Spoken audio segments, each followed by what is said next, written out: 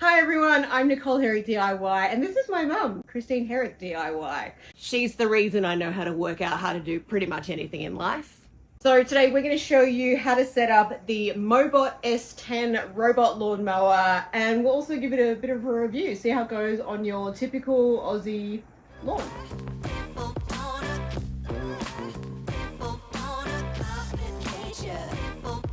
So Mum's got 4 different spaces of lawn in her typical Aussie backyard and front yard.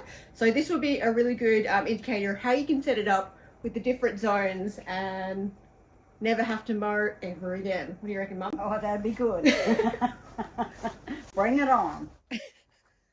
So in the box, we've got our Moebot S10, we've got our base station with the power cable, we've got 4 of these little screws to go and mount the base plate into your ground, keep it nice and secure. We've got 150 meters of our boundary wire. We've got the 2 little 30 centimeter rulers to help you set up the boundary wire from your edging. We've got a set of spare blades and the screws to go with the blades.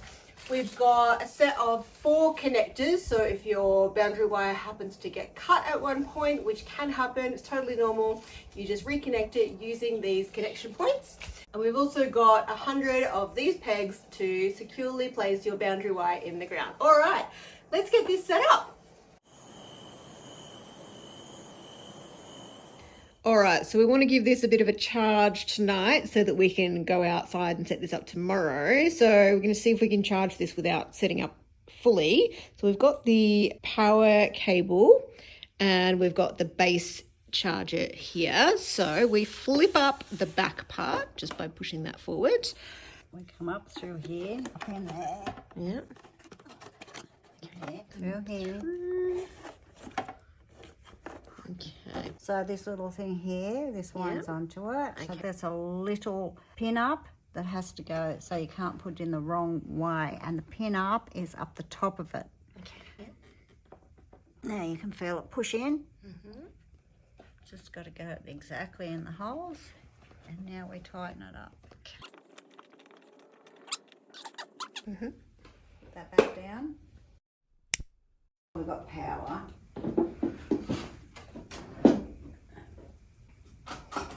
It's charging. Come over here. Oh. See, it's charging. Excellent. Okay. So we'll leave this for tonight to charge up. Also, before you get started, make sure you fill in any holes you have in the yard, plus knock down any mounds, mow around the edges just so it's nice and easy to lay the boundary wire. You can choose to bury it up to 4 centimeters deep, but it's not necessary. Hey, did you know that it is always free to subscribe to my channel and that I have 10 years worth of DIY content for you to binge watch anytime you like? Also, by dropping a comment and a like, you help get my videos out to more viewers so I can make more of these videos for free for you. So this is how Mum's house is set out. We have got the house in the middle of the block. This is the front yard and this is the backyard. This is just some buildings here, the pool, and all of the zones are our lawn, and all of the darker green is our garden beds, and then all of the yellow is our pathways. So we have decided to put the Moebot on this little path on the side of the house here because we know it can fit down this pathway. You need to make sure that the house is on your right over here and that you're going in an anti-clockwise direction. So here is how we have laid out our boundary wire. So everything is 30 centimeters from the edge using that little cardboard ruler that they provide you. And if I have a look here, I just want to show you, you actually need 2 meters at the very start, so it's coming in this direction, for it to go in a straight line first. So that's really important.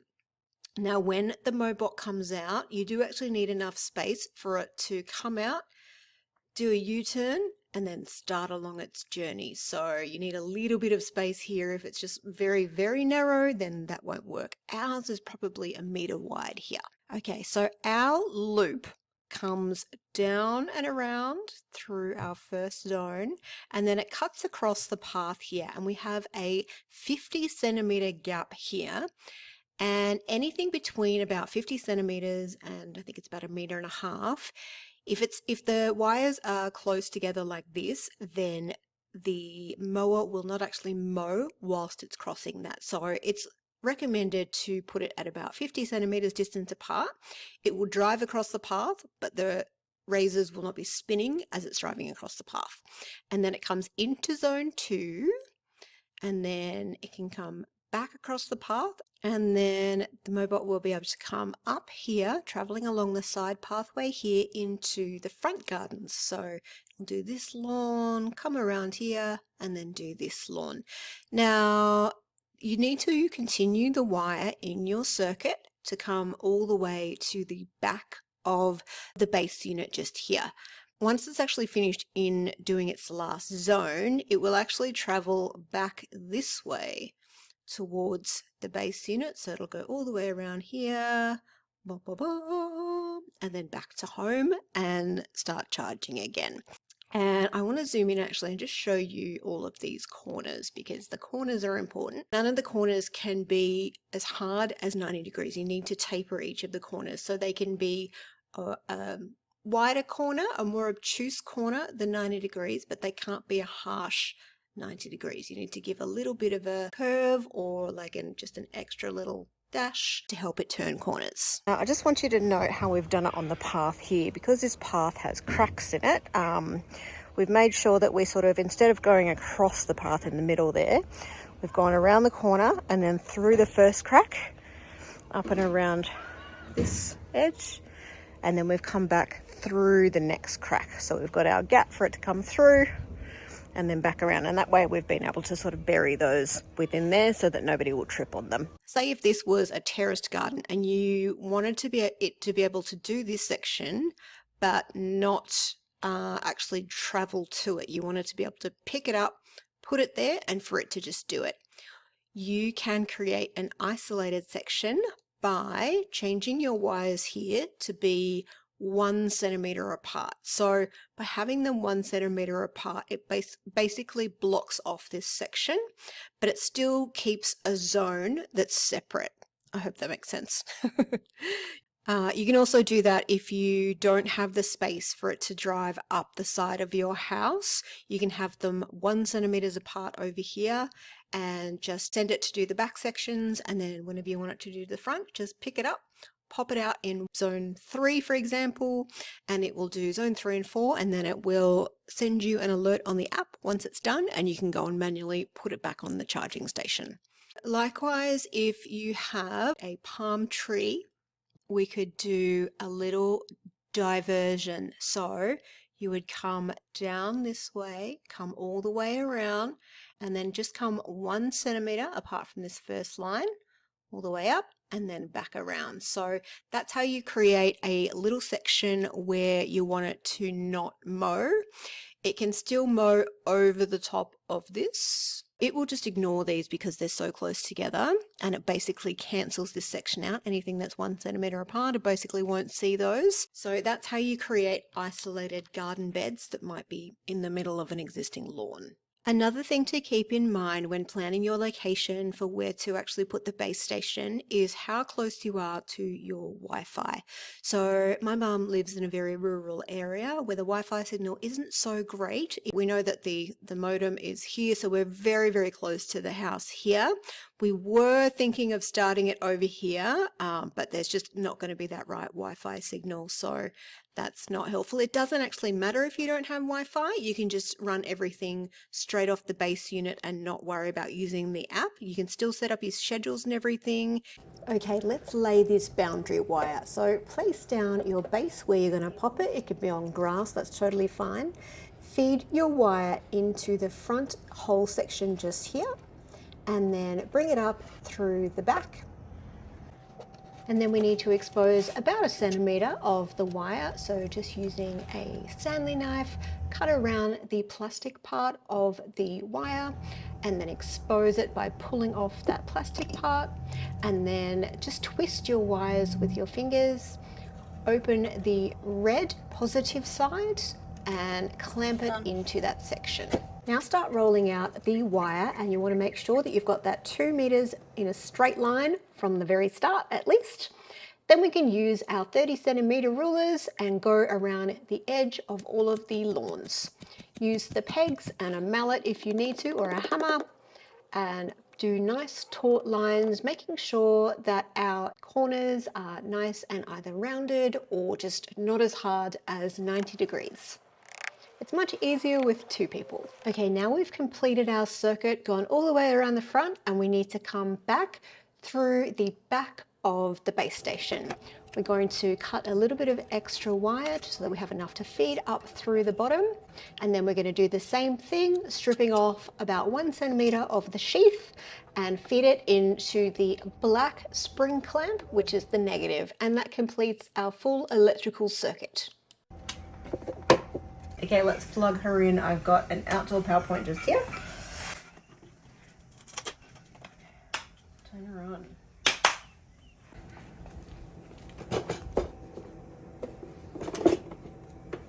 Alrighty. Charging. Okay. You can power on the Moebot now by pressing the power button for 3 seconds. Just go through these steps to set it up in your language and set the date and time. You can use the up, down, left and right arrows to navigate around the menus and press the OK/menu button to set something. Let's set up the app. The app is called Smart Life. You can download it for free and you'll need to create your own login. Once you've done all the login section, it'll come up with add a device. So just click that and go through all of these, pressing continue and OK, making sure that your Bluetooth and Wi-Fi is on and that you're on 2.4G Wi-Fi. And once you get to this screen, you'll need to head back over to your Moebot and turn on the Wi-Fi setting. We need to go into the settings menu, so just press menu, navigate to the settings and press OK, and then navigate down to Wi-Fi settings, press OK, and this puts it into Wi-Fi pairing mode. Now open your app again and press try again if it's timed out, and then that will add the device. Click on the Moebot device, then click done, and after a few seconds you're ready to go. We're on! We pressed play just to see what happens. It's quiet. And just to explain, that squeaky noise is not the machine, that's a bird. The birds are louder than this lawnmower. So you can see as it gets to a piece of the boundary wire, it will stop, turn around and go in a different direction, and it basically just does a random pattern in that area. It's also really nice and slow, so you don't need to worry about it attacking you as you're walking past. We let it run for a couple of hours whilst we had some dinner, just to see how it cut the grass. And yes, this thing is actually quiet enough that you could run this in the middle of the night and not disturb yourself or your neighbours. Have a look. There's going to be little patches because on the first run it won't get everything. But look at that lovely even cut. And over here, lots of shadow, I know, but here we go. Come around this way. So it's missed a little patch over here and a little patch here, but that's okay. Once you do a few runs, it's fine. But after it's done its first run though, you can clean up these little bits by doing either a spiral just on that. So you put the machine on where the patch it's missed and go to either your app or on the machine and press spiral, and it will just start doing these, okay, and get those little patches for you. And it will just run for 5 minutes in a spiral, and then you can pick it up and put it over on another patch that it's missed, press spiral, and it will do another spiral for 5 minutes. When you're getting set up, you should also check whether it can go all the way around the boundary. To do this, on the Moebot itself, select edge mowing as a standalone thing. You can't actually select this through the app, and just watch it go all the way around the boundary. If it's getting stuck anywhere, you might just need to move your boundary wires a little bit so it can get around those corners.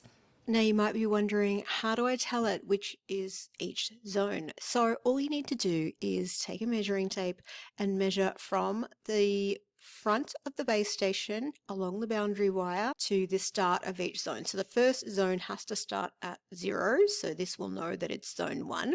So for zone 2, you want to measure from the base station all the way along here, along here, along here, along here. And when you get to here, put in this measurement into zone 2 and then keep measuring around here, going around here, and this is the start of zone 3 here.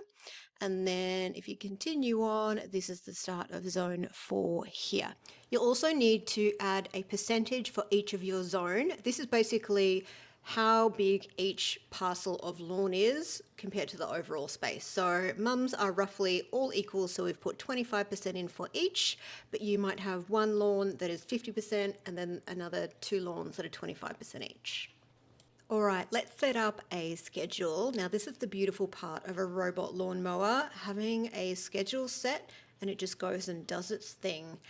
Now, obviously with different seasons, the grass grows at different speeds. So in winter, you might, for example, choose it to just mow once a week. And you also might choose it to go in the later afternoon when the lawn isn't damp from morning dew.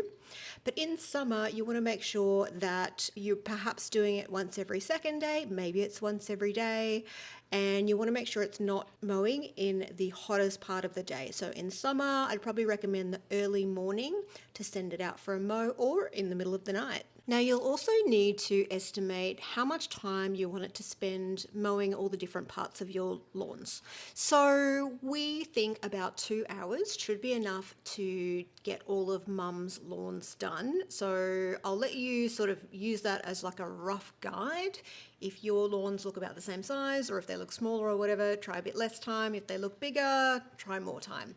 And basically we also need to set the working time so that it knows to do all of your zones within that scheduled mow time. So in order for it to be able to do its 25% or however many percentages in each of the zones that you've set up, you need to change the working time for how many hours you're setting it to run for. It's currently set at 8 hours. Now to change it, you can either change it on the app or on the base station. In the app, you go to that one. Okay, and then change it to, we're going to say do 2 hours because we want sort of half an hour per each lawn. Okay, and then confirm. Okay, to do it on the base station. You ready? Yep. Right, so we go, okay. So the menu. menu, yep. Enter pin. Go. Menu again. We're going to settings. Settings, that's it there. Okay. Okay. And then we go to Up and down for this menu. working time is up there. Yeah, and we go okay. Okay. Hours And this is two. where you change it on there. Yeah. Okay. I can hear all of your brains ticking and you're wondering what happens if it's raining. Well, it has a rain sensor. So basically you can turn the rain sensor on. It is automatically on by default, but it will sense if there is rain falling from the sky and it will go back to its home and not do its mow at that time. I think it waits for the next schedule to be able to do that. Not 100% sure on that, but you can actually still have it mow whilst it's raining. It actually says it just doesn't like it to be mowing in like a very big storm or anything like that, or if the ground is super soggy. But if your ground is wet from dew, it is totally fine. It could mow it. If there's a light rain, it can still mow. However, I do recommend timing your schedules around the morning dew in winter and keeping your rain sensor on, because it means that your robot lawnmower will get less sort of dirty as it's working. You do need to do some regular maintenance on your robot lawnmower. So just maybe once a week, just go out and check it. Give it a gentle brush underneath to get off any stuck grass. And also just check your lawns that there's no sticks that have come down from trees or dog poo. Another question I had was, what happens if somebody tries to steal it? Well, it has a PIN code, so if they don't have the PIN code, then they can't use it. And also, you will get an alert on your phone if the machine is picked up at any time. So you can run outside and say, "Hey, what are you doing with my lawnmower?" And before I forget, you can adjust the cutting height, obviously. It is in this section, and you just twist to do whatever height you would like.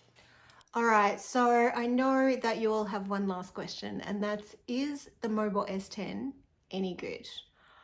I'm gonna say yes. I am really impressed by this.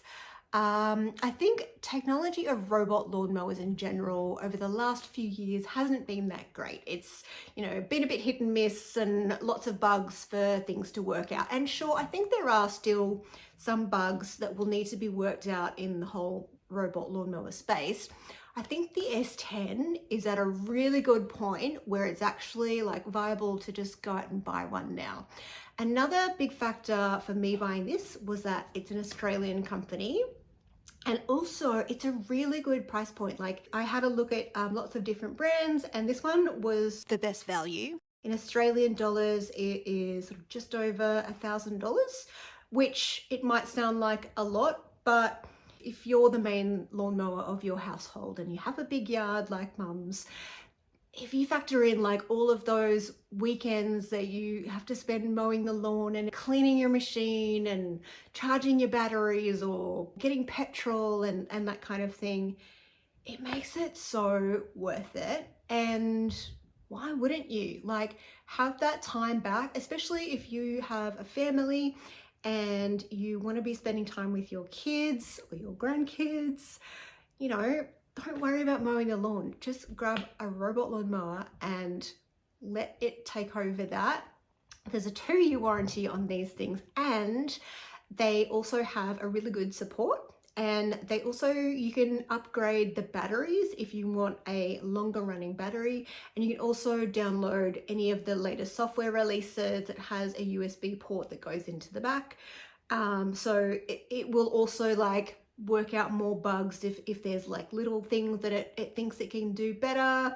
Then the developers of the Moebots will actually give you an update. It will help work out any more bugs in the future. So I think it's definitely a great time to actually go out and spend that money on a robot lawnmower to save yourself some time, whether it's to spend with the kids or the kitties. Definitely something that I am glad I purchased for my mum.